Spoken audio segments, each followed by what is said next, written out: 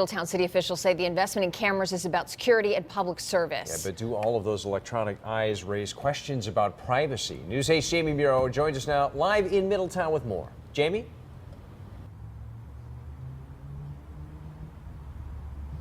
Darren and Sonia, parking in any city can be big business. In Middletown alone, parking has generated at least $1 million in revenue, and oftentimes that money is put back into things like technology, like this ticket machine or, of course, cameras. And as you mentioned, these are being used for both customer service and security. If you've ever had the feeling you're being watched, everyone's always watching you, right? Then smile, especially when parking your car. Do you know you're on camera besides this camera?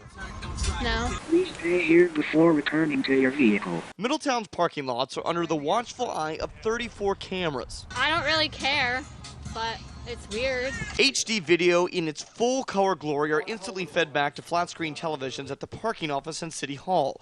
The $100,000 investment is an evolutionary process led by director Gene Thazapalith. I don't spend every single minute looking at the screen, but we use it in a very strategic way, and it's not to be invasive, but it's to provide for a public safety, a public need. The value of a watchful eye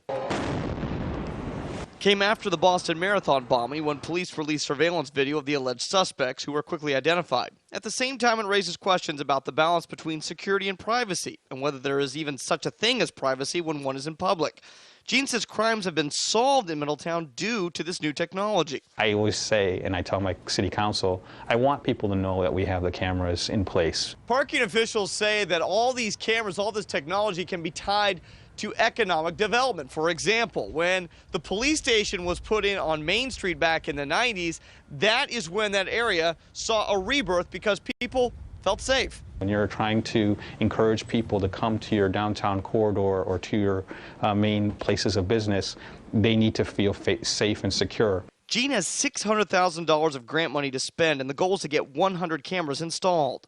If you're thinking about doing something, don't do it in Middletown or in our public lots, because we are watching. So smile. Most likely you will or soon will be. It's creepy. On a not-so-candid camera. I don't think that's such a bad idea.